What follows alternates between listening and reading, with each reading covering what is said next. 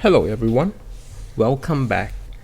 This is week 2 of our financial review of playing crypto games, which is Axie Infinity, and this is our spreadsheet right here.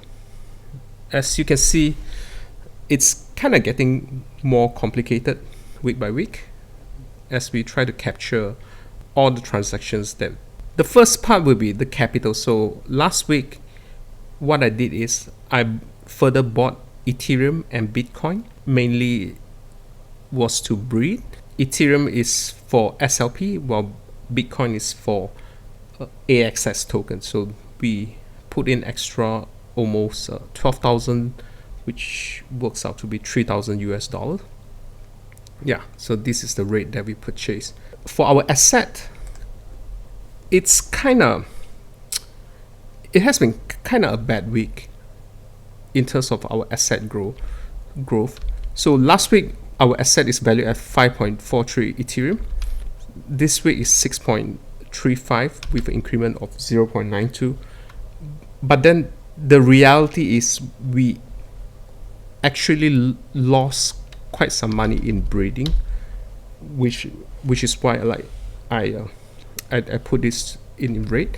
Currently this is my holding. So as I'm recording this on Saturday, I'm having 2 Axies, and I have 3 scholars here, and this is the value of the Axies that they are holding in their account. So it's like 9 of this, and inventory there are 4 Axies. Ideally, before I breed any Axies, there is always a targeted price, and the idea is always you really want the offspring of the Axie to be better than the parents, ideally, or somewhere around the parents, on like not suck too much.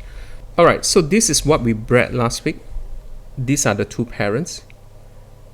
Ideally, what we want the offspring to be like either almost the same as the parents, and or even like better than the parents.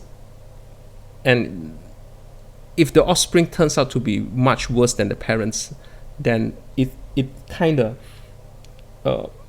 make our breeding effort futile, as we can't sell it at a higher price. So ideally, when we try to breed a 98 and 99%, the best case scenario will be to get 100%. Or otherwise, you will want the offspring to be like almost like 98 or 97%, probably with the skills that you want. So that would be like the ideal condition. So what happened was that after we bred this, we had like 2 really super duper low roll. As you can see, like the R2, if you notice, like cactus, and the R2 is like Castro for the fourth position. The first offspring that we get was this. It's like out of the 5%, this guy managed to inherit the cactus from the parents. So which is really suck. Then out of the 4 offspring, the second one that we get is really, really bad. Like 5% chance it gets Castro in its dominant genes. Out of the 4 breeds that we have, we managed to low roll 2 of it.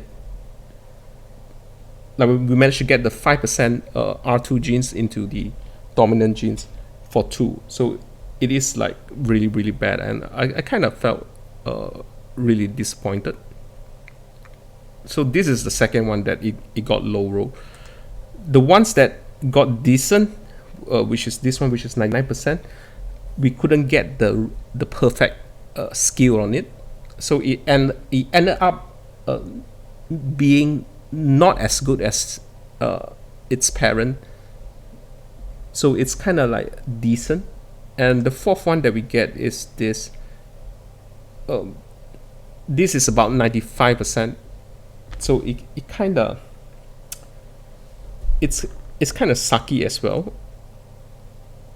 So which is why if we go back to our spreadsheet, ideally, like we want our inventory to be somewhere at the 2.6 or 2.4 region. Like 2.6 Ether will be good case scenario. It's not like great, it's like a good case scenario.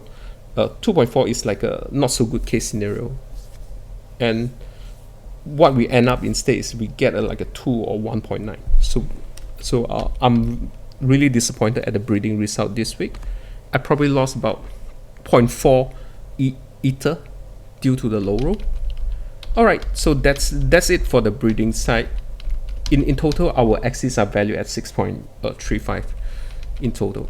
Now the next part is the mine. So myself, I play about 6 days. Let's say on average I get about 100, just on the low side. Just we'll just average out. So these are my scholars. So this is the amount of day they are playing. The profit that I split with my scholar is really a good deal for my scholar. I only charge them 65 SLP per day with no other addition.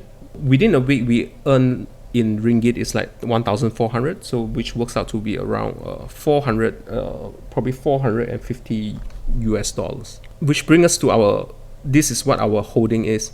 So at this moment, we are holding Ether. This 5.84 is our Axie. So let's say if I assume that to sell them away, there's a 8% discount. So it's about that figure. In hand, I have about 0.5. And AXS is about 18 token. SLP is about 3,000 something. And this is what I farm. Oh, sorry. So it should be around 1,445. All right.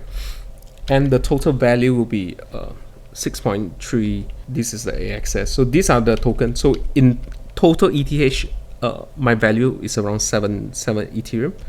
The estimated valuation based on our currency exchange ringgit is about 72,000 ringgit. And the US dollar is 17,000 US dollar. So this is our estimate. So when I put in our calculation figure to figure our profit, so total capital is 54,000. Currently our asset is about 72. In total we gain about 17,000. We had a profit of 10,000. If we would have a better breeding result, this will be anywhere 20%, but because it's not, so it ends up at 15%. And last week we did about 16%. In total, our ROI is about 30,000 on paper. Now, I would like to stress a little bit. Most of the ROI that we have been gotten is due to the fact that Ethereum price has increased for the past week. So it went up in ringgit Malaysia. It went up from 9,000 to 10,000. So it's like about 10% gain. So which is why I felt like so far the game haven't really like generate much profit, but the Ethereum economy has contributed to most of the profits. This is it for this week. Total our ROI to date is 30%, and breeding hasn't been really smooth due to the fact that we are being low roll by the system. We have begun our scholarship program, and we will expect to see they contribute more SLP or more revenue. In short, I would like to re-explain what this whole project is about. So we are going to venture into crypto games, and this is the first title, Axie Infinity. In the future, we are going to have more of it.